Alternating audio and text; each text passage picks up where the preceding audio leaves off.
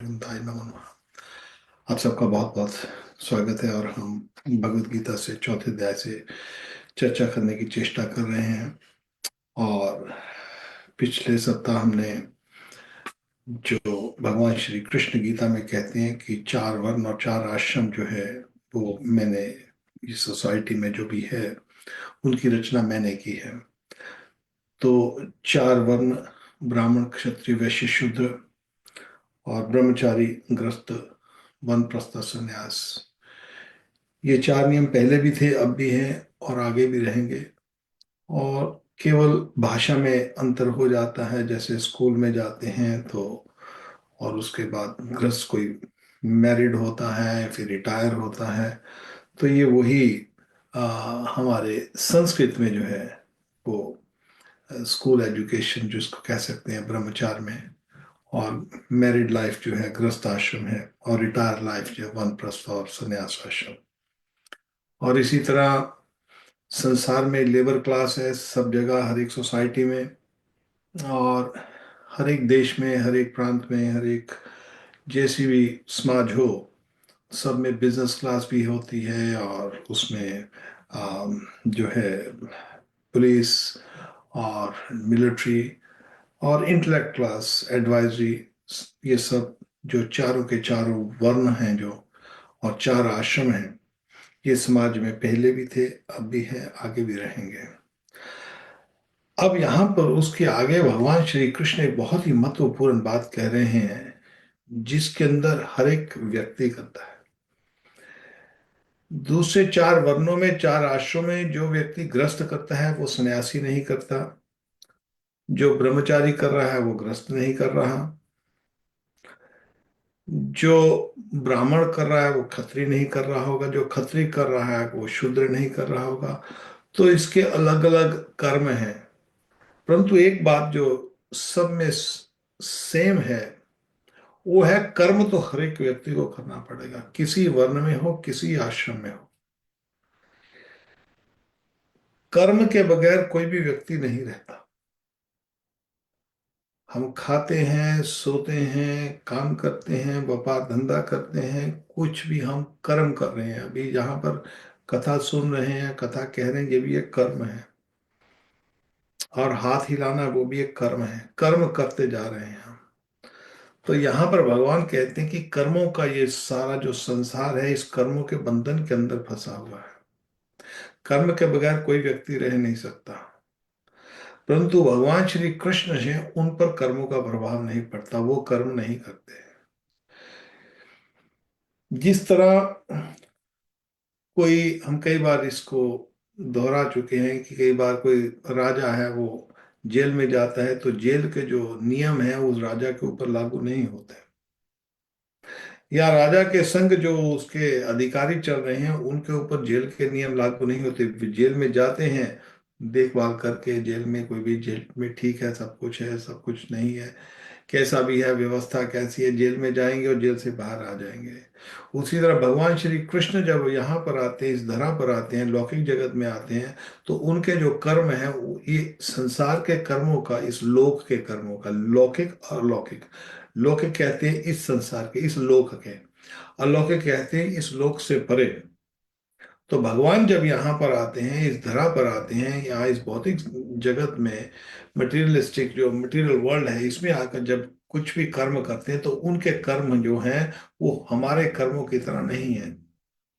जन्म कर्म च दिव्यम, दिव्य है उनके कर्म। जो वेति तत्व त्यक्तवा पुनर्जन्म नीति मामेति सो अर्जुन, हे अर्जुन, जिसको ये पता लग जाता है कि मेरे जो जन्म और कर्म है वो दिव्य है, तो उसका वापिस जन्म नहीं होता।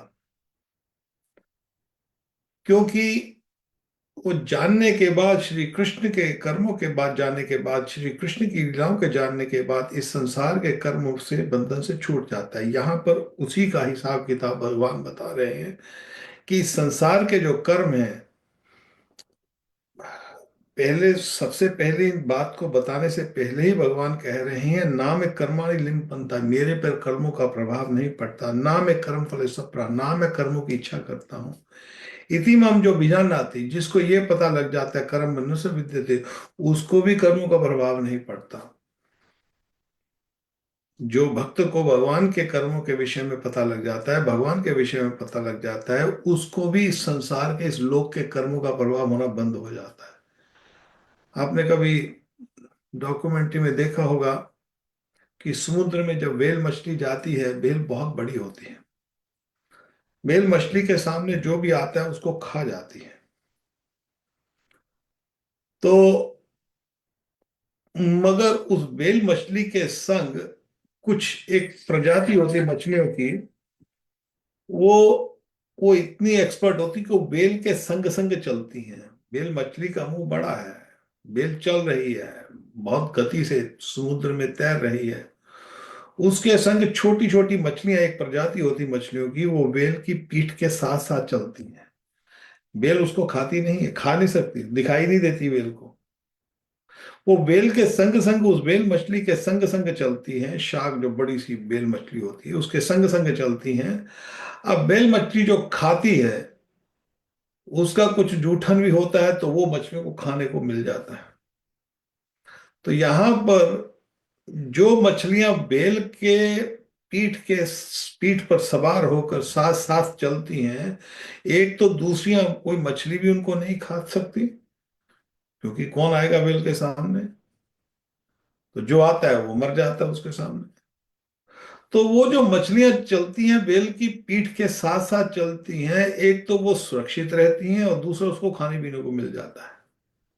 तो यहां पर वही बात है, जो भगवान के संग संग चलता है, उसको जो बाहर के कर्म हैं वो तंग नहीं करते, और साथ में व्यवस्था जो भी होती है, भगवान का संरक्षण होता है। बेल को तो नहीं पता उसके पीछ चौन चौन चल रहा है, मगर भगवान के संग जो चलता है, श्री कृष्ण का जो आश्रय लेता है, उस व्यक्ति का जो है, उसको अपना जो जीवन का जो भार है वो कृष्ण के उसमें पर समर्पित छोड़ देते हैं, तो उसकी इस कर्मों से रक्षा हो जाती है। भगवान यहाँ पर कहते थे, एवं ज्ञात्वा कर्म कृतम कर्म पूर्व मुमुक्ष भी। अर्जुन, पूर्व काल में जो मुक्ति प्राप्त, मोक्ष कहते हैं जो इन्होंने मुक्ति प्राप्त कर ली है, बोलते ऐसे लोग जिन्होंने मुक्ति प्राप्त कर ली है, उन्होंने ये जानकर ही कर्म किए सब कुछ, ये जो जो मुक्ष लोगों ने कर्म किए हैं। और इसीलिए पूर्वजों द्वारा कुरु कर्मेव तस्मादम पूर्व पूर्वतरम करतम, तुम भी ऐसे कर्म करो जो जो मुक्ति वालों ने, जो पहले जिन लोगों ने ऐसे कर्म, जो मैं तेरे को कर्म बता रहा हूं, ये जो ज्ञान बता रहा हूँ, गीता का जो ज्ञान, जो कर्म अकर्मों का जो ज्ञान बता रहा हूँ, ये जो लोगों ने इसके इसको अपना कर मोक्ष प्राप्ति किया, मुमुक्ष भी, और उन्होंने जो रास्ता बताया उसके ऊपर ही कर्म कर दो। यहां पर भगवान कह रहे हैं अर्जुन को कि उन्होंने मोक्ष प्राप्त कर लिया है, इस संसार के कर्म बंधनों से मुक्त हो गया है। किम कर्म किम अकर्मेति कव्यो कव्यो पत्र मोहिता। अरे अर्जुन, ये जो मैं तुमको जो कर्म कर्म क्या है और कर्म क्या है, बड़े बड़े विद्वान नहीं जान सकते हैं। जो बहुत, ये जो कर्म का ज्ञान बता रहा हूं अर्जुन तेरे को मैं, लोगों ने मोक्ष प्राप्त किया इन कर्मों से, वो उस उन मोक्ष प्राप्त प्राप्त लोगों ने जैसे कर्म किए हैं, वैसे तुम उस वैसे ही कर्म करो। और जो जो कर्म तेरे को अब मैं बता रहा हूं, तते कर्म प्रवक्ष्यामि जत की आत्मा मोक्ष से शुभात। अब मैं तेरे को ये कर्म जो बता रहा हूं, बड़े बड़े विद्वान इन कर्मों को नहीं समझ सकते, कर्म क्या करें या क्या ना करें, बड़े बड़े विद्वान इसको नहीं समझ सकते। मगर तते कर्म प्रवक्ष्यामि, मैं तेरे को बता रहा हूं, जित आत्मा मोक्ष है अशुभात, इसको जानने के बाद जो भी अनप्लेजेंट अशुभात, जो शुभ चीजें नहीं है, उनसे तेरा छुटकारा हो जाएगा। आगे भगवान श्री कृष्ण कहते हैं, कर्मो अपि बोध विमुच्य विकर्मण। ये जानना बहुत जरूरी है कि कर्म क्या है, विकर्म क्या है, और अकर्म क्या है। कर्मणो गहनो गति, कर्मों की गति बहुत गहन है। हम जान भी नहीं सकते, एक एक बात का जो भी कुछ करते हैं उसका हर एक एक कर्म का हमारे ऊपर रिएक्शन होता है। कर्म क्या है ये बहुत जरूरी है। कर्म क्या है, अकर्म क्या है और विकर्म क्या है, पुण्य कर्म क्या है, पाप कर्म क्या है, ये बहुत जरूरी है जानना। क्योंकि ये बहुत गति, बहुत गहन गति है कर्मों की। ये जानने के बगैर इस संसार से छुटकारा नहीं पा सकते। जैसे आपने देखा होगा कि लोग कहते हैं कि जो इंडिया है उसमें, वहां पर ये सारे वर्ल्ड में डायबिटीज की कैपिटल है, राजधानी है। यहाँ पर लोगों को डायबिटीज बढ़ी है, शुगर बहुत है, शुगर की समस्या बहुत है। कारण क्या है? जब जिसको शुगर की समस्या होती है उसको जानना पड़ता है ये खाएं या ये ना खाएं, क्या हानिकारक है क्या लाभकारक है, कौन सी चीज शुगर बढ़ाती है कौन सी कम करती है। अब जिसको ये समस्या पड़ जाती है उसको करना जरूरी जरूरी है जानना। अब जानने के बगैर काम चलेगा नहीं। तो भगवान कहते हैं कि ये संसार की जो रोग है, इस रोग को जानने के लिए क्या खाए क्या नहीं खाए उसके लिए जरूरी है। तो इस संसार का जो भव रोग है, इस संसार का जो रोग है, इस रोग में ये जानना बहुत जरूरी है कि कौन सा कर्म हम करें कौन सा कर्म हम ना करें। अब लोग कई बार, आप देखते हैं कई बार लोग बोलते हैं हमने तो कुछ नहीं किया जी, हम पता नहीं क्यों ऐसा दुख आ गया, क्यों ये कैंसर वैंसर क्यों आ गए। सबकी बात नहीं कर रहा हूं। कई लोगों को वैसे भी हो सकती है जो जैन ना भी कोई बुरा कर्म करे फिर भी होती, क्योंकि कोई पूर्व पिछले जन्म पूर्व कर्म संस्कार होते हैं। मगर आप देखिए आजकल क्या है कि आप इंडिया में जाइए, देखिए जगह जगह पर गुटखा खा रहे हैं। अब गुटखा के अंदर वो शीशा डालते, सीधा शीशा का जो जो नॉर्मल शीशा होता है उसका चूर फूर कर कर वो शीशा खाते हैं। शीशा डाला जाता है और उसके ऊपर लिखा है कि ये गुटखा खाओगे तो इससे तुमको कैंसर होती है। और लोग फिर भी खूब खाते हैं। अब जब खा लेते हैं तो फिर कोई बीमारी हो जाती है, फिर बोलते हैं हमने तो कोई बुरा कर्म किया ही नहीं था। मेरे गुटखा खाते थे कि नहीं खाते थे? तो शराब पीते थे, शराब पता है कि शराब नहीं पीना मगर फिर पीते हैं। सिगरेट के ऊपर लिखा हुआ है कि हानिकारक है फिर करते हैं। फिर बोलते हैं कि हमने कुछ किया नहीं था। कर्म किया था, कोई ना कोई कर्म किया है, उसी का प्रभाव सामने आता है। आज नहीं तो कल, कल नहीं तो परसों, परसों नहीं तो तरसों आता आएगा ही आएगा। ये जन्म में ना भी आए तो अगले जन्म में वो चलेगा ही चलेगा। इसे छुटकारा नहीं पा सकते, क्योंकि हर एक कर्म जो है अपना फल दे के छोड़ेगा। साधारण खेत में आप बीज डालते हो, शायद कोई बीज ना ना पके। मान लो एक बाल्टी बीजों की बीज डाली, उसमें से 2 4 5 7 10 बीज जो है मान लो सड़ गए, या उनको ज्यादा पानी लग गया, या कुछ ऐसी बात हो गई, या कोई कोई कोई कीड़ा बीड़ा खा गया, या कुछ भी हो, चलो हो सकता है कोई बीज बच जाए। मगर जो कर्म का बीज है वो कोई भी बीज नहीं बचता है। एक एक कर्म जो है वो प्रभाव दे के छोड़ता है। तो इसलिए कर्मों कर्मों अभी बोध व्यय, जानना पड़ेगा हमको कि कौन सा कर्म हम करें या कौन सा ना करें। और इसको जानने के बगैर हमारा काम नहीं चलेगा। और भगवान यहाँ पर जरूरी नहीं है कि जो कर्म जो है शास्त्र के अनुसार कर्म लिखे गए हैं। शास्त्रों में ये जो विधान है, दूतम पानम श्रेय स्तूनम यत्र धर्म से चतुर्विधा, हमारे शास्त्रों में ये लिखा गया है कि 4 तरह के कर्म हैं, वो व्यक्ति को नहीं करने चाहिए। कौन से करने कर्म नहीं चाहिए? दूतम, जुआ, ये जो जुआ, जुआ जो भी सट्टा बाजार, ये सब जुए में आता है। आजकल जो व्यापार, ये सब में आता है, जुआ है। भाव बढ़ेगा भाव कम होगा, जुआ है। दूतम पानम, शराब, या कोई नशा भांग गुटखा, ये जो सब कुछ जितने भी नशा है आजकल, वो पंजाब में बहुत वो जो भी पता नहीं क्या बोलते हैं उसको, जो भी वहां पर ड्रग्स चलती हैं। स्त्रियां, प्राय स्त्री गमन, प्राय स्त्री का संग, और मांस भक्षण, ये सब कर्म देके जाते हैं। और लीलाओं में भगवान ने, अपनी लीलाओं में अपने अपने जो भगवान के जो भक्त हैं, जब कोई ना कोई जब लीला करते हैं, हर एक लीला में कुछ ना कुछ सीख दे के जाते हैं लौकिक जगत के हम जैसे लोगों को, कि तुम ये कर्म करोगे तो इसका ये फल मिलता है, देखो ये कैसे कैसे फल आए हैं। हमको बात याद आती है, हमारे बाबा हैं ब्रजमन बाबा, उनके जो गुरु सीताराम ओंकार बाबा बहुत नाम जप करते थे, बहुत नाम जप।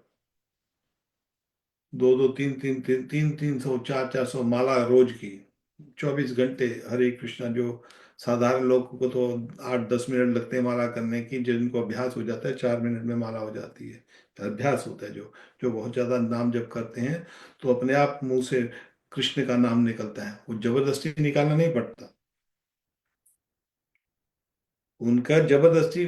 जो जिनको अभ्यास नहीं है, जिनके अभी नाम में रुचि नहीं है, जिनको नाम का रुचि लग जाती है, भगवान की कृपा हो जाती है, फिर वो नाम जो है वो स्वयं नहीं लेता, नाम उसको दिलवाता है, नाम खुद ही अपने आप मुंह से निकलता है। तो 4-5 4 मिनट में माला आराम से हो जाती है। तो वो दिन रात माला करते थे।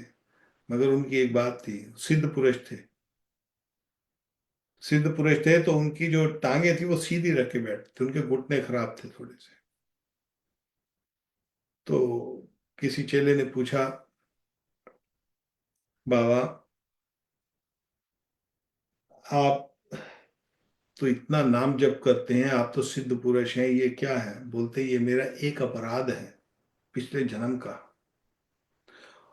इस जन्म में भी भक्ति कर रहे हैं, पिछले जन्म में भक्ति की है। भक्ति कोई इतनी आसान चीज नहीं है, ये 16 माला करोगे you go back to God. आजकल ये नया बना हुआ है सिस्टम, इतनी जल्दी नहीं जाता कोई व्यक्ति। उसके लिए बहुत नाम सिद्धि करनी पड़ती है, एक एक एक एक सिस्टम है। तो खैर, सीताराम ओंकार बाबा कहते हैं, पिछले जन्म में मैं जब भजन कर रहा था, यही भजन बोलते, मैं भजन कर रहा था, नाम जप कर रहा था, हरे कृष्ण कृष्ण कृष्ण हरे हरे, हरे राम राम राम हरे, ध्यान में लगा हुआ था, भगवान का ध्यान कर रहा था। वहां पर एक कोई चिड़िया वहां पर उनको ची ची कर रही थी। अब वो समाधि में, ध्यान लीला में चल रहे हैं, उनका ध्यान चल रहा है और ध्यान भंग हो गया।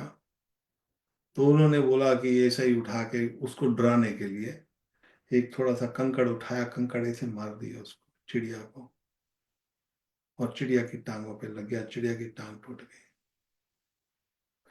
तो सीताराम ओंकार बाबा ऐसे सिद्ध महापुरुष, वो बोलते हैं कि मैंने अनजाने में चिड़िया के पांव को ऐसा डराने के लिए डाला था, चिड़िया के पांव टूट गए, उसके घुटने टूट गए, उसका कर्म आज मैं, मेरी ये टांगे इसलिए ऐसी है।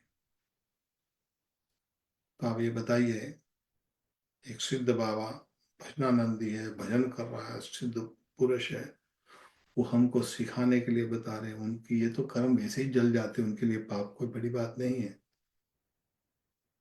मगर जो भगवान जैसे लीला करते हैं, ऐसे ही जो सिद्ध पुरुष होते हैं, वो भी एक लीला करते हैं, और अपने अपने ऊपर कष्ट लेकर, अपने हमारे कल्याण के लिए, हम जैसे मूर्ख लोगों के कल्याण के लिए, वो ऐसी बात, ऐसी लीला करके बताते हैं। और सीताराम ओंकार बाबा की टांगे सीधी रहती थी, बैठते थे, बोलते मैंने एक चिड़िया की टांगे तोड़ी थी, वो भी अनजाने में, वो भी भजन करते हुए। तो इसलिए आप समझ सकते हो कि एक एक कर्म जो है हमको, हमारे ऊपर प्रभाव डालता है। इसलिए भगवान ने स्पष्ट में कहा है गीता के अंदर, कर्म अपनी बोध में बोध, बोध विकर्म अकर्म, अकर्मश्च बोध गहना कर्मणो गति। कर्मों को जानना बहुत जरूरी है, इसके बगैर नहीं चलेगा, बहुत जरूरी है। जैसे मैंने अभी आपको एग्जांपल दिया ना, डायबिटीज का, किसी को शुगर हो जाए तो उसको जानना बहुत जरूरी है कि कौन सी चीज शुगर बढ़ाती है, कौन सी चीज शुगर घटाती है, नहीं तो सेहत खराब हो जाएगी। उसी तरह कर्मों की गति। और जुआ खेलते हैं लोग, जान, जो भी सट्टा बाजारी। अब जुए का प्रभाव देखो, भगवान ने बताया कैसे, देखो पांडवों ने सब राजपाट खो दिया, कितना भयानक आप सोच सकते हो किसी को घर से निकाल दिया जाए एक आध दिन के लिए। आप जैसे हम लोग देखे कभी बैठे, कभी हमको सड़क पे किसी जंगल में सोना पड़े एक दिन के लिए। अब देखो हालत कैसे खराब हो जाए। वहां पर वो खाने पीने की दुकानें नहीं है कि वहां पर जाओगे और खाने पीने का कुछ सामान लेके आओगे। जंगल में जगह जगह 12 साल भटके पांडव, और 12 साल भटकने के बाद 1 साल अज्ञातवास में पकड़े गए, तो दोबारा फिर 12 साल हो जाएगी। फिर 1 साल अज्ञातवास करना पड़ेगा, फिर उस एक का फिर 12 साल जाएगी। ये शर्त रखी थी उसने। आप सोच सकते हो कि जुए का कितना प्रभाव होगा कि 12 साल पांडवों ने कष्ट सहा। 12 का 13 साल, कितना बड़ा कष्ट। और उसके बाद कितना भयंकर युद्ध किस कारण हुआ? केवल एक जुए के कारण। और जुआ किस लिए हुआ? दूतम पानम स्त्रिया सुनम, स्त्रिया। स्त्रिया का अर्थ वास्तव में होता है प्राय स्त्री गमन करना। ये जरूरी नहीं है जो कोई वेश्या से किसी भी जो एक्स्ट्रा मैरिटल, औरत के लिए भी वो यही समान है नियम। ये नहीं है कि केवल ये मनुष्य पुरुष के लिए है कि प्राय स्त्री को ना देखे। औरत को भी नहीं प्राय मर्द को देख सकती, मन में भी नहीं सोच सकती। पुरुष पुरुष भी नहीं सोचेगा, सोचेगा तो उसका प्रभाव पड़ेगा। जैसे हमने लास्ट टाइम लीला की थी कि किस तरह चिंतामणि के जो बिल्वा मंगल थे, किस तरह चिंतामणि से आसक्त हो गए। सोच के कारण, आंखों के कारण उसने छोड़ दिया। अरे तू मेरे लिए इतने आसक्त हो गया, अपने बाप का क्रियाकर्म ने किया, तेरी पत्नी मर गई। मेरे को अभी किसी ने बताया कि किसी भक्त ने बताया कि जो बिल्वा मंगल ठाकुर थे, मेरे को नहीं पता था कि उन्होंने बोला कि जो बिल्वा मंगल ठाकुर थे अपने पिता का संस्कार नहीं किया, वेश्या की तरफ चलने लग गए। उसके अंदर उसकी पति पत्नी थी, उसकी भी मृत्यु हो गई, उसका प्रभाव कर दिया वहां पर जल में। तो जल में जब जो बिल्वा मंगल ठाकुर थे अपनी ही पत्नी के शव से लिपट कर वो उसको मिलने चले गए। तब वहां, अरे मूर्ख तू मेरे लिए इतना आसक्त हो गया है। और आसक्ति होकर तू अपनी पत्नी को, मृत शरीर को भी नहीं पहचान सका, पिता को तू छोड़ो पत्नी के लिए भी। और उसको दुत्कारती है, मगर वही चिंतामणि वास्तव में उसकी गुरु हो गई। बस उसने कोई, यहाँ पर एक और बात आती है। यहाँ पर जो बिल्वा मंगल ठाकुर थे किसी गुरु से मंत्र वंत्र नहीं लिया था। चिंतामणि ने उसको मंत्र दिया था, अरे जा कृष्ण के बारे में सोच जाके। इतना तो वृंदावन में जाकर श्री कृष्ण के विषय में चिंतन करेगा, श्री कृष्ण का नाम लेगा, तो वहां पर तेरे को ये जितना प्रेम तू मेरे से हार्ड मास के शरीर से कर रहा है, श्री कृष्ण से कर। बस यही मंत्र है। बस लेकर चले गए, छोड़ दिया। उनको श्री श्री कृष्ण की प्राप्ति हो गई। यहाँ पर हम उस विषय में आगे चलेंगे। जब हम 4:34 पे कभी याद भूल गया तो कोई याद करा देना मेरे को। मगर यहाँ पर हम इसको यहाँ पर रखते हैं। तो पराई स्त्री गमन का सोचना, और स्त्री के कारण ही महाभारत का युद्ध हुआ, द्रौपदी की इंसल्ट हुई। यहाँ पर बोलते हैं कि स्त्री का जहां पर शोषण होता है वहां पर अनर्थ होना निश्चित है, 101%। इसीलिए आज देखते हैं कि जो लोग स्त्रियों का शोषण करते हैं, जिस घर में स्त्री को पीटा जाता है या जिस घर में स्त्री स्त्री का से साथ दुराचार होता है, वहां पर घर सत्यानाश होता है। वेदवती और सीता के कारण ही रावण की मृत्यु हुई। रावण इतना चतुर्वेदी था रावण। ब्राह्मण का लड़का, ब्राह्मण का था, पुत्र था ब्राह्मण का। मगर वेदवती के साथ उसका बलात्कार और उसके बाद सीता का अपहरण उसकी मृत्यु का कारण बना। तो यहां पर प्राय स्त्री गमन के चक्कर में रावण जैसे व्यक्ति का नाश हो गया। तो इसीलिए ये जो कर्म है, दूतम पावनम श्रेय सूनम यत्र दर्शन से चतुर्विध चार, हम जैसे भक्त लोग डरते हैं, नहीं भाई जुआ वगैरह नहीं करना, किसी प्राय प्राय पुरुष या प्राय स्त्री के विषय में नहीं सोचना, हर एक व्यक्ति को माता कहकर संबोधित करना। और उसके बाद जैसे ये जो नशा भांग करते हैं, उससे लोग नशा भांग करते हैं तो अपना अपना शरीर खराब करते हैं। और इसी तरह मांस, जिसको दुख दोगे तो दुख का, किसी की आपकी प्लेट में जो पड़ा है, आप किसी की चीख पुकार को खा रहे हैं। वो लोग जो मछली को पकड़ते हैं, मछली के मुंह में वो जो जो भी डालकर ऐसा खींचते हैं, तो मछली को कितना दुख होगा। कोई हमारे मुंह में कांटा डाल के हमको ऐसा खींचे, आप सोचो कितना दुख होगा। कोई हमको काटे, हमारे अंग को काटे, कितना कष्ट होता है।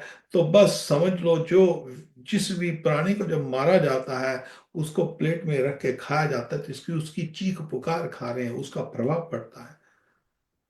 तो यहाँ पर भगवान कहते हैं इसलिए ये बहुत जरूरी है कि कौन से कर्म करें या कौन से कर्म ना करें। हाँ, उसका अर्थ ये भी एक और बात आती है हमारे शास्त्र में, उसका अर्थ ये नहीं है कि आप जो भी है सब कुछ, सबको छोड़ दिया, संसार को ही छोड़ दिया जाए जी, हम बाबा बन जाते हैं। बाबा बन के, बाबा बनने से कुछ नहीं होने वाला है।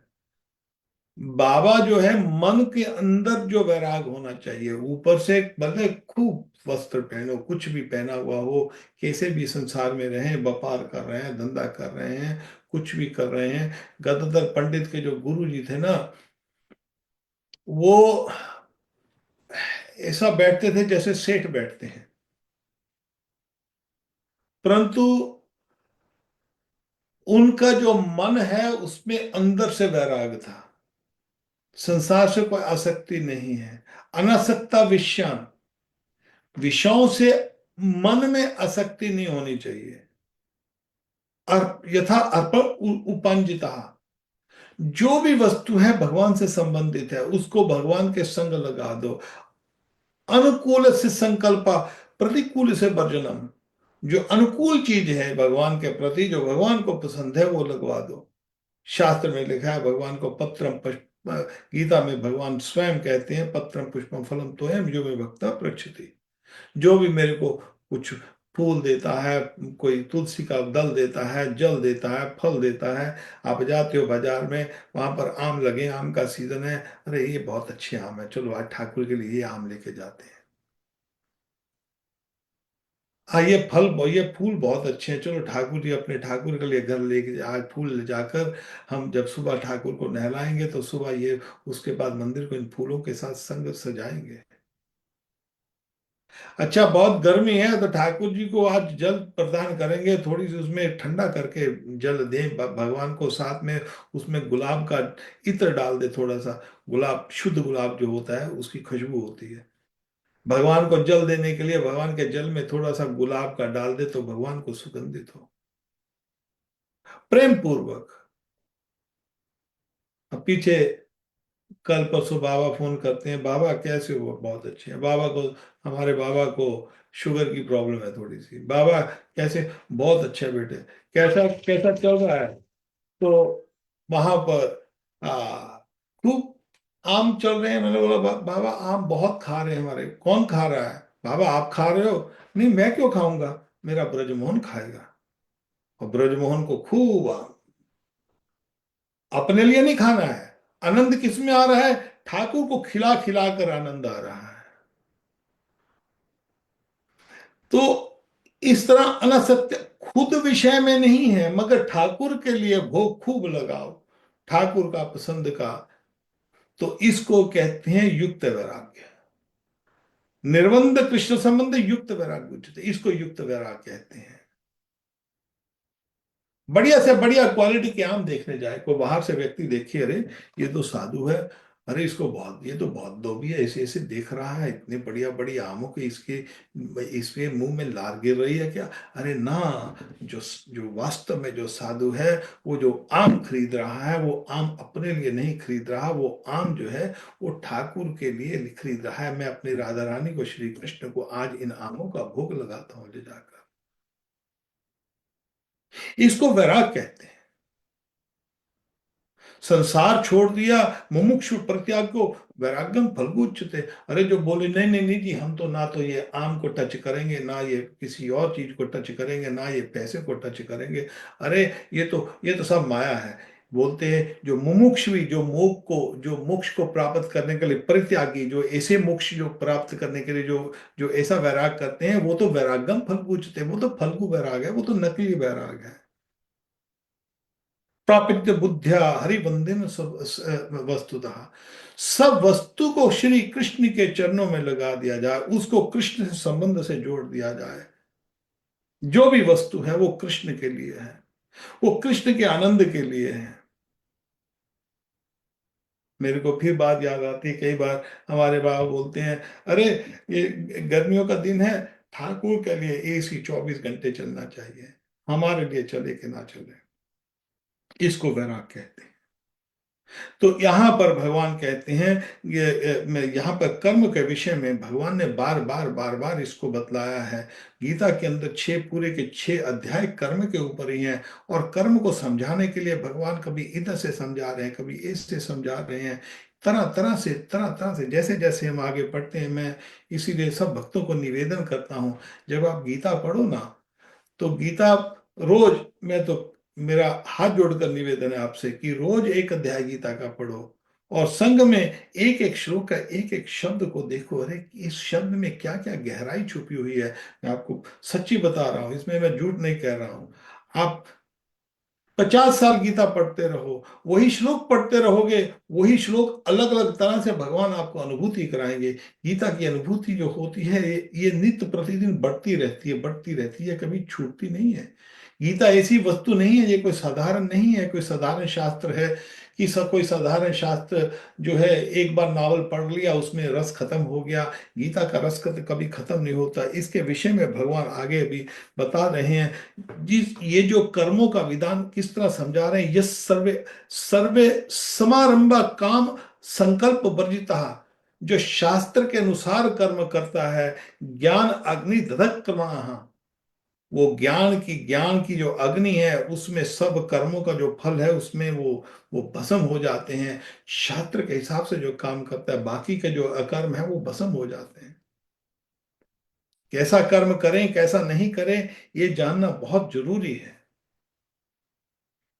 और भगवान श्री कृष्ण कहते हैं, जिस व्यक्ति को ये पता लग, तमाहु पंडितम बुधा, जो बुद्धिमान लोग हैं, जिसको ये पता लग जाए कि मैं कौन सा कर्म अपने श्री कृष्ण की प्रसन्नता के लिए करूं, और कौन सा कर्म मैं ऐसा ना करूं जिससे मैं इसको संसार में बंधन में फंस जाऊं। इस तरह जब कर्म करता है व्यक्ति, ज्ञान की अग्नि के संग, ज्ञान के संग, ये वैसे नहीं मिलेगा। ज्ञान के संग, ज्ञान नहीं होगा तो उसका पता ही नहीं लगेगा। कोई बताने वाला तो होगा ना हमको कि कौन सा कर्म करें कौन सा कर्म ना करें। तो यहां पर भगवान बार बार कहते हैं कि यस्य सर्वे समारंभा काम संकल्प वर्जिता। जो शास्त्र में जो जो जो कामनाओं के ऊपर जो कर्म है वो वर्जित हैं। यस सर्वे समारंभा, जो इस तरह, जिसने संपूर्ण शास्त्र सम्मत कर्म बिना कामना और संकल्प के होते हैं, तथा जिससे समस्त कर्म ज्ञान रूप अग्नि के द्वारा भस्म हो गए हैं, उस महापुरुष को ज्ञानी जन भी पंडित कहते हैं। बुद्धिमान लोग भी उसको पंडित कहते हैं। पंडित जरूरी नहीं है जिसको ज्ञान हो जाए, इसका अर्थ ये नहीं कि आप बाबा बनोगे, जटा वटा रखोगे, दाढ़ी वाड़ी रखोगे, पीले वस्त्र पहनोगे, को सन्यासी वन्यासी करोगे तो तब आपको ज्ञान होगा। ज्ञान होना ऐसी बात नहीं है। छोटा सा बच्चा भी होगा घर के अंदर तो उसको ज्ञान हो जाएगा। भगवान श्री कृष्ण की जो आश्रय ले ले, और जो माँ बाप अपने बच्चों को गीता का ज्ञान देते हैं, उस ज्ञान से जो जो अकर्म है वो भस्म हो जाते हैं, पाप भस्म हो जाते हैं, क्योंकि पाप सामने आते नहीं हैं। क्योंकि उस ज्ञान के सामने पाप आ नहीं सकते। पाप आ जाएं वो भस्म हो जाते हैं, उनका बस नहीं चलता है। तो इसलिए यहां पर भगवान बार बार इस कर्म के विषय में बतला रहे हैं, त्यक्त्वा कर्म फलम संगा नित्य तृप्तो निराश्रयः। भगवान कहते हैं जो पुरुष समस्त कर्मों में और अपने फल में आसक्ति सरलता, यहां पर बार बार एक और बात कहते हैं, आप गीता में एक और बात आपको मिलेगी। भगवान बार बार बगैर आसक्ति के बात कर रहे हैं कि जो भी कर्म करो आसक्ति के बगैर करो। और उसको कितने ही श्लोकों में भगवान ने इस विषय में समझाते हैं, आसक्ति के बगैर करो, आसक्ति नित्य तृप्तो निराश्रय। भगवान कहते हैं कि निराशीर चित्त आत्मा, मन बुद्धि से आशा रहित, आशा नहीं करना, विदाउट ओनरशिप, समातित्व।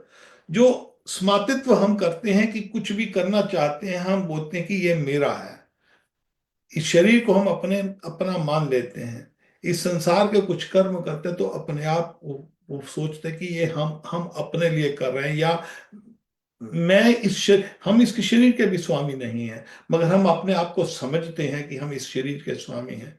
ये शरीर हमारे बस में नहीं है। शरीर कैसे रिएक्ट करता है हमारे बस में नहीं है। कब हमको मृत्यु आ जाए हमारे बस में नहीं है। कब हमको शोक आ जाए हमारे बस में नहीं है। कब दुख आ जाए हमको पता नहीं लगता है। तो भगवान कहते हैं मन बुद्धि से आशा रहित। और यहां पर एक और बात कहते हैं, कर्म तो करने पड़ेंगे, किसी ना किसी तरह कर्म तो करने पड़ते हैं। तो भगवान कहते हैं शरीरम केवलम कर्म कुरु बनोति किल विषम। अरे केवल शरीर को चलाने के लिए कर्म करना है। जो कर्म हम कर रहे हैं, कर्म तो करने पड़ेंगे, मगर इस शरीर को चलाने तक उस तक सीमित रखें।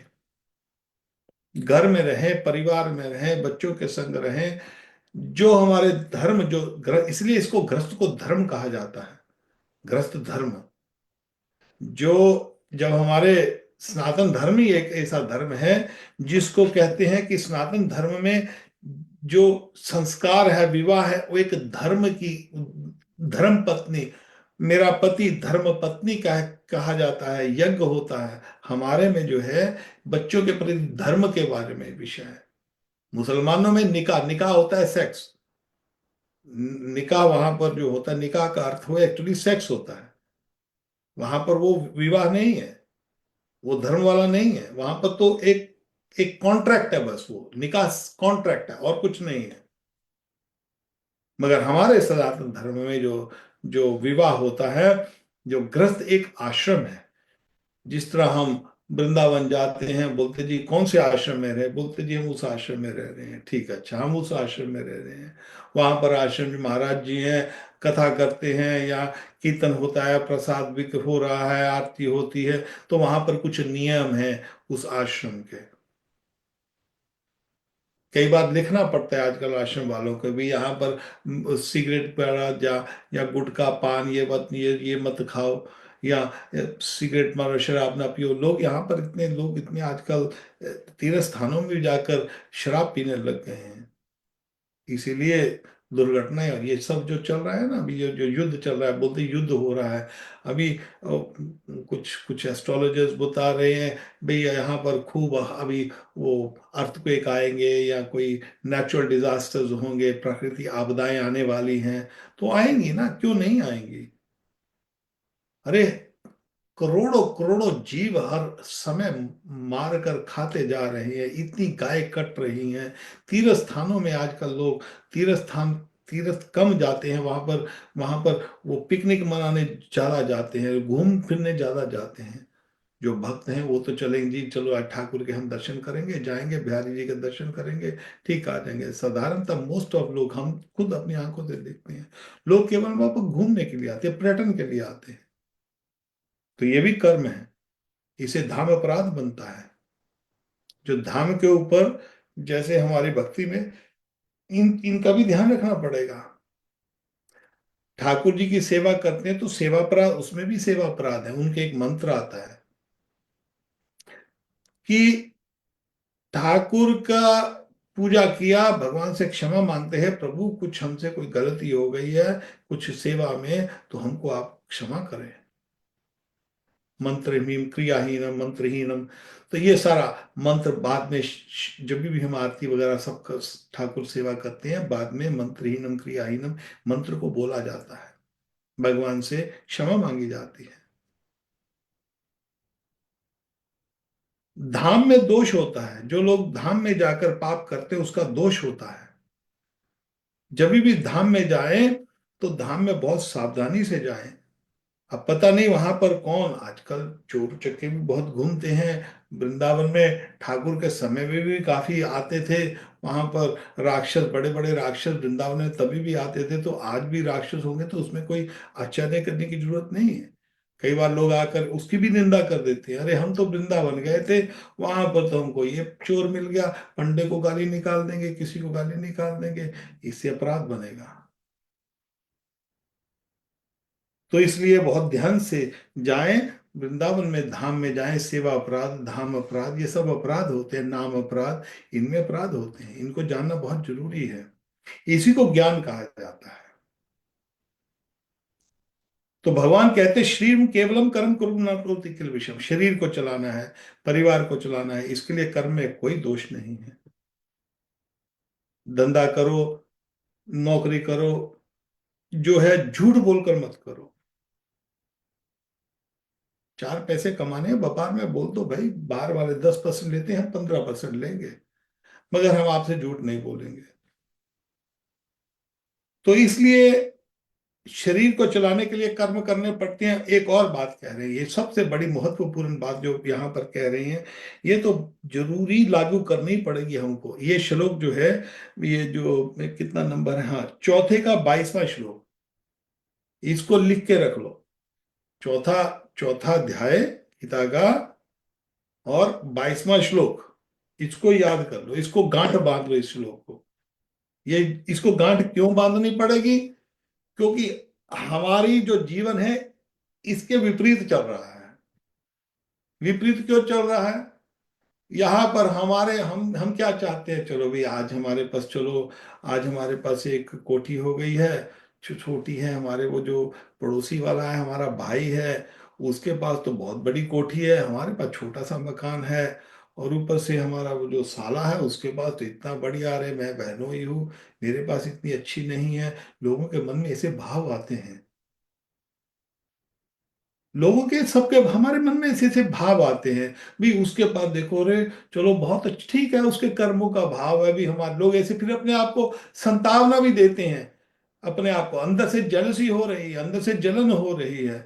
अरे उसके पास देखो, उसके पास इतना बड़ा कोठी, इतनी बड़ी मकान, इतना बड़ा उसका व्यापार हो गया, हमारे पास, अरे वो तो उसके बच्चे ने तो कल काम धंधा शुरू किया था, अरे हमारे तो पूर्वज चलते आ रहे हैं, हमारे तो पूर्वजों के पूर्वजों ने ये काम धंधा कर रहे थे, हमारे पास 4 पैसे कौड़ी, एक हमारे हाथ में कौड़ी नहीं है, और उसके हाथ में इतना बड़ा व्यापार हो गया। चलो कोई बात नहीं, उसके कर्म होंगे। फिर बाद में अपने मन को ऐसे संभालते हैं लोग, इसको ईर्ष्या कहते हैं।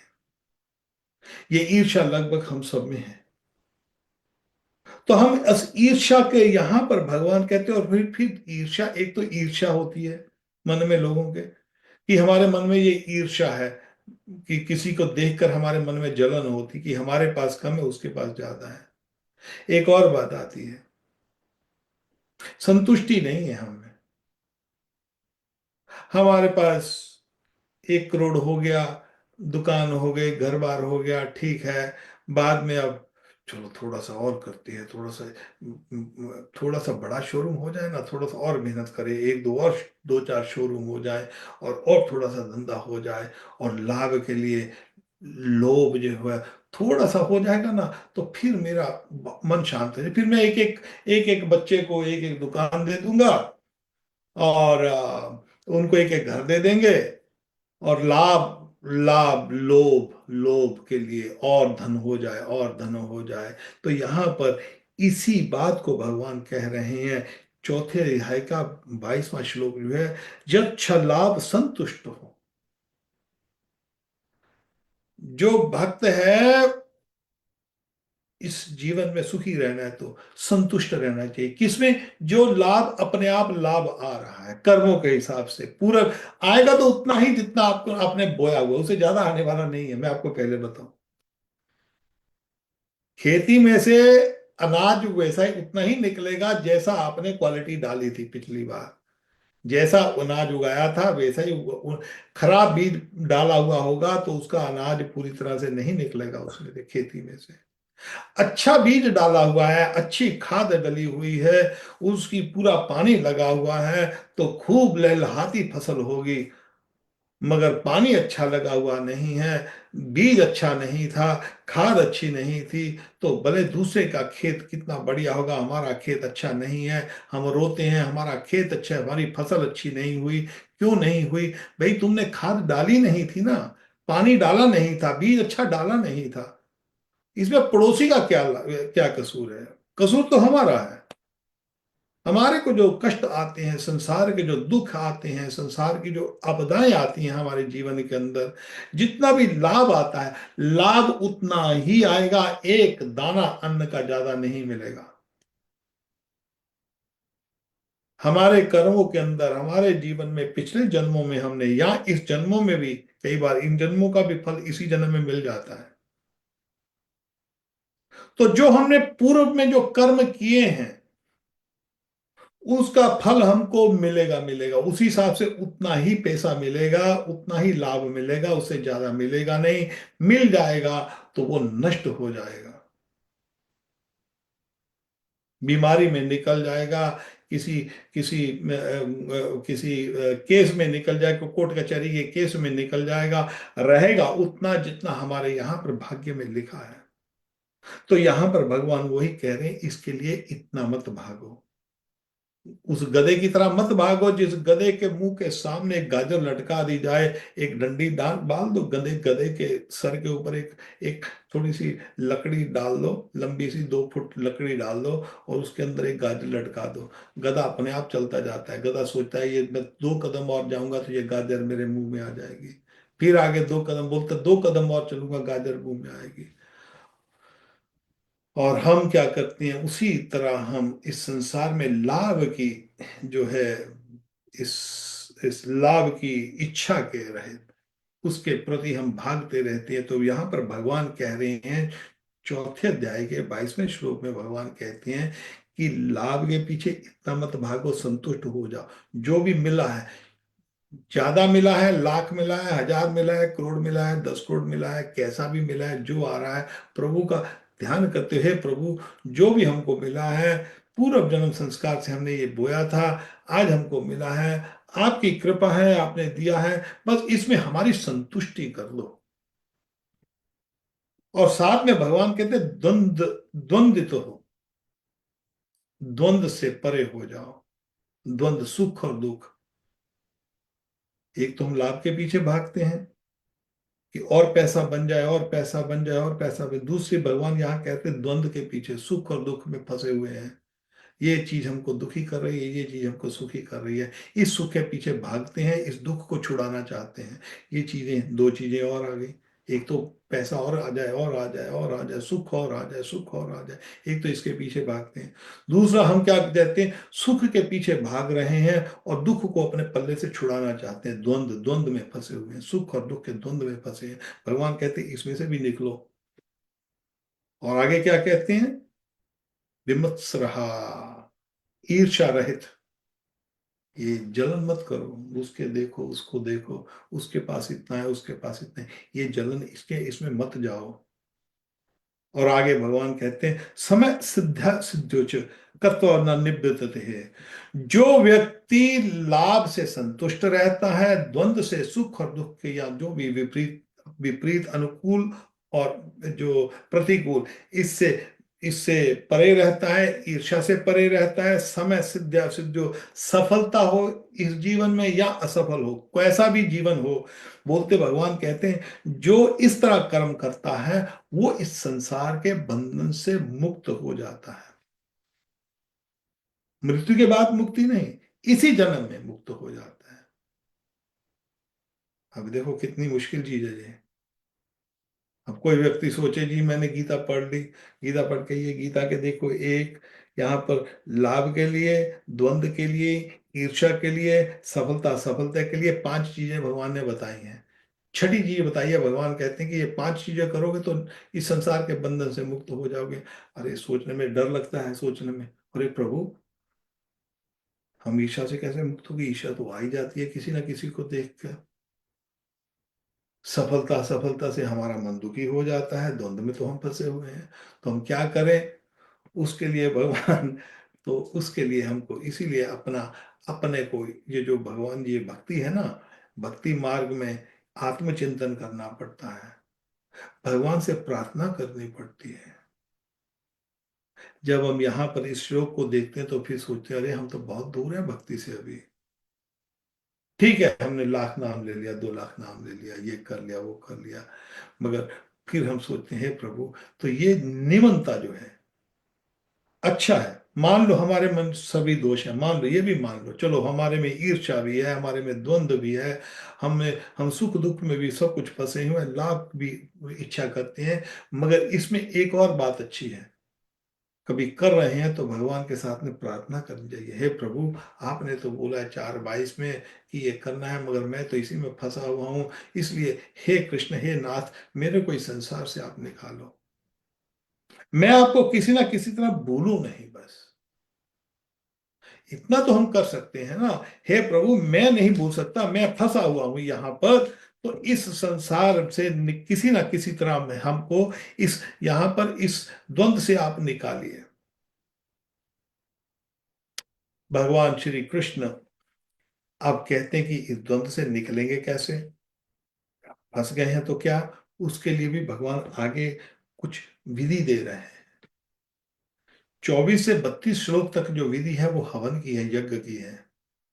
क्योंकि अब किसी को हम बोले, जाओ भाई, तुम द्वंद से मुक्त हो जाओ, तुम छोड़ दो ये सुख दुख, तुमको कोई हमारे पास आए, हम गीता का ये श्लोक उठा के बोल दें 4:24 को, कोई बेचारा बहुत दुखी हो, उसको हम बोल दें, भाई तुम सुख दुख मत करो भाई, ऐसा थोड़ी होगा। तुम आशा रहित हो जाओ, ऐसा थोड़ी होगा। आशा रहित होना, सुख दुख से, द्वंद से विमुक्त होना, कामनाओं वासनाओं को छोड़ना, इसके लिए एक प्रोसेस है, इसे निकलने के लिए प्रोसेस है। गीता के 4थे अध्याय में 24 से 32 श्लोक तक जो है, उसमें भगवान यज्ञ और हवन के विषय में बताते हैं। यज्ञ का अर्थ है सेटिस्फाई, किसी तरह देवताओं को प्रसन्न किया जाए, भगवान की प्रसन्नता, यज्ञ पुरुष, वास्तव में यज्ञ पुरुष भगवान की प्रसन्नता के लिए। तो यहाँ पर मैं हिंदी में पढ़ देता हूं ताकि आप समझ, जिस यज्ञ में अर्पण तथा श्रुत्व आदि भी ब्रह्म है, और हवन किए जाने द्रव्य भी ब्रह्म है, और ब्रह्म रूप कर्ता के द्वारा ब्रह्म अग्नि में आहुति देना रूप क्रिया भी ब्रह्म कहते हैं भगवान को। ब्रह्म जो ब्रह्मणा भी ब्रह्म, हवि ब्रह्मणो ब्रह्मणा हुतम, भगवान का जो ज्ञान है, पहले ब्रह्मेति परमात्मेति भगवानेति शब्द थे, ब्रह्म ज्ञान, परमात्मा ज्ञान, उसके ऊपर भगवान ज्ञान, और उस भगवान की सब लीलाओं का तत्व एक ही है। तदंति तत्व सत्तत्वम जज्ञान मध्यम ब्रह्मेति परमात्मेति भगवानेति शब्द थे। तो भगवान यहाँ पर पहले, क्योंकि जब अध्यात्म में जाएंगे तो ब्रह्म ज्ञान पहले, हम ब्रह्मास्मि, मैं ये शरीर नहीं हूं, मैं आत्मा हूं, इसलिए इसको देखते हुए यहाँ पर 24 से 34 श्लोक तक भगवान अलग अलग हव यज्ञ और हवनों के विषय में बताते हैं। इन हवनों के विषयों में बताने के लिए भगवान कहते हैं कैसे द्रव्य यज्ञ होता है, यज्ञ करते हैं, उसमें आहुतियां डलती हैं, जैसे अग्नि यज्ञ है, द्रव्य यज्ञ है, अश्वमेध यज्ञ है, जो घोड़े को पकड़ यज्ञ यज्ञ वगैरह। तो ये अलग अलग यज्ञ बताते हैं। जिस तरह इस यहाँ पर अब जो यज्ञ है, इस कली काल के लिए जो यज्ञ है, यज्ञ संगीत न्याय प्रियाय जिजंती ही सुमेध सह, यहाँ पर अग्नि यज्ञ नहीं हो सकता इस युग में, अश्वमेध यज्ञ नहीं हो सकता इस युग में, द्रव्य यज्ञ नहीं हो सकता इस युग में, क्योंकि है ही नहीं, अग्नि यज्ञ तो होता ही नहीं है, कर ही नहीं सकते। आजकल देखो, विवाह शादियां हो रही हैं, हम 1000 बार बोलते हैं, लोग यज्ञ करने जाते हैं, और यज्ञ में ब्राह्मण की कोई कोई वैल्यू नहीं है। पुराने जमाने में क्या होता था कि जब पहले, सबसे पहले जो विवाह है, एक संस्कार है, 16 संस्कारों में एक संस्कार है, ये औरत के लिए बहुत बड़ा संस्कार है। जैसे मनुष्य के लिए उपनयनम संस्कार, जनेऊ पहनाया जाता है बचपन में, उसी को दीक्षा कहते हैं। दीक्षा के एक्चुअली वास्तव में एक और बात आती है। दीक्षा ऐसी होती थी हमारे में, सनातन धर्म में, कि दीक्षा का अर्थ था कि एडमिशन लेना, स्कूल में जाना। बच्चा स्कूल में जाता था, स्कूल में जाकर उसकी दीक्षा होती थी, तो उसको उपनयन संस्कार, उसका भी जनेऊ पहनाया जाता था। जनेऊ पहनाने के बगैर बाद में, जैसे आजकल स्कूल में जाते हैं तो स्कूल वाले ड्रेस देते हैं और उसको एडमिशन कराई जाती है। तो कोई बच्चा स्कूल में ना जाए तो उसको बोलेंगे नहीं हम, अरे बेटा तुम स्कूल में नहीं जाओगे, पढ़ोगे नहीं तो तुम्हारा जीवन व्यर्थ हो जाएगा, अनपढ़ रह जाओगे, कोई काम धंधे के नहीं रहोगे। तो इसीलिए हमारे शास्त्र में कहा जाता था कि जिसके पास दीक्षा नहीं है उसका जीवन अनर्थ हो जाता है। अनर्थ मीन कि स्कूल में नहीं गया, स्कूल में गया ही नहीं है। तो आजकल को तो दीक्षा का सिस्टम ही खराब हुआ पड़ा है सारा। इसीलिए भगवान श्री चैतन्य महाप्रभु ने जो जो दिया है, यज्ञ दिया है, वो बोलते हैं कि ये जो यज्ञ है, इसके लिए जो यज्ञ दीक्षा के लिए भी जरूरत नहीं, केवल नाम जप करने के लिए, हरे नाम हरे नाम नाम, हरे नाम हरे नाम। तो ये जो भगवान का, श्री कृष्ण का जो नाम है, हरे नाम ही केवलम, खलो नास्ते नास्ते नास्ते गतिरन्यथा। तो यज्ञ संकीर्तनाय पर्याय जयंती ही सुमेधसा। तो इस यज्ञ, इसके लिए तो हम 24 से 32 जो श्लोक हैं, जो अलग अलग यज्ञों के लिए भगवान ने बताए हैं, मगर इस कली काल युग में जो हम जो कर्म करने हैं इस यज्ञ के हिसाब से करें। यज्ञ जो है संकीर्तन यज्ञ पर्याय जयंती ही सुमेधसा, जो यज्ञ संकीर्तन करता है वो बुद्धिमान जो व्यक्ति है, वो केवल नाम, क्योंकि और कीर्तन हो नहीं सकते हैं हमारे में। जैसे हम बता रहे थे, शादी विवाह में जाते हैं तो औरत का जो जो लड़की का जो संस्कार होता है 16 संस्कारों में, वो ही एक विवाह संस्कार ही सबसे बढ़िया है। और उसमें हमारे में क्या होता था, ब्राह्मणों को पहले बुलाया जाता था। विवाह शुरू होने से पहले ब्रह्म भोज होता था। विवाह शुरू होने से पहले हलवाई को बुलाया जाता था। हलवाई बुलाए और सब ब्राह्मणों को बुलाया जाता था, ब्राह्मणों को उनका आशीर्वाद लिया जाता था। घर में रामायण का पाठ होता था। और विवाह के संपन्न में फिर सब जो वो आते थे, उसमें दो दो दिन बारात रुकती थी। और वहां पर फिर उसमें वहां पर सब ब्राह्मण को दान दक्षिणा दिया जाता था। तो इस तरह कन्यादान होता था। एक दान, एक विधि है, कन्या का दान किया जाता था। आजकल तो ड्रामा चल रहा है, नौटंकी चल रही है, और इसीलिए वो विवाह है ही नहीं। तो इसीलिए आजकल वो जो मुसलमानों की तरह जो जो जो तलाक वगैरह, तलाक मुसलमानों में होता है। तो इसीलिए आजकल ये सब जो खिचड़ी पकी हुई है। खैर, यहाँ पर भगवान कह रहे हैं कि जो कर्म करने हैं अब यज्ञों के अनुसार करने हैं, जिससे भगवान प्रसन्न हो। और इस यहाँ पर हम इसलिए इनको श्लोकों को यहाँ पर जो अलग अलग अग्नि यज्ञ है, द्रव्य यज्ञ है, इंद्रियों को संयम करने का यज्ञ है, ये सब यज्ञ 24 से 33 तक हम उसको स्किप कर रहे हैं। मगर इसकी कंक्लूजन है कि हमको यज्ञ करना है। और यज्ञ कैसे करना है, इसके लिए कोई ना कोई तो ज्ञान देगा ना हमको। कर्म के विषय में क्यों ज्ञान देगा हमको, यज्ञ के विषय में वो ज्ञान देगा हमको। तो उसके लिए भगवान ने अगले श्लोक में, चौथे अध्याय के 34वें श्लोक में, अब भगवान कहते हैं कि तुमको कर्म के बारे में भी जानना है, मैं तुमको बता रहा हूं, तेरे को तो बता रहा हूं।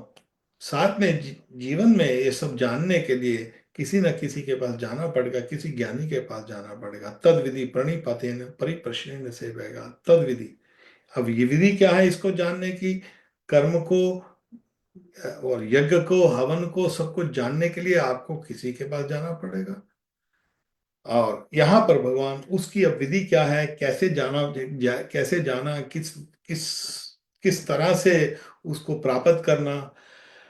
मेरा ख्याल, हाँ, अभी आज समय हो गया है हमारा, तो हम उसके विषय में बाकी की जो चर्चा है हम अगले बुधवार को करेंगे। तो चौथे अध्याय का 34वें श्लोक, और शनिवार को हम जो हमारी भागवत की कथा वो चलेगी। किसी का, भक्त का कोई प्रश्न हो तो मैं ले सकता हूँ, कोई पूछना चाहता है कुछ तो, कोई भक्त पूछना चाहे कोई प्रश्न कोई।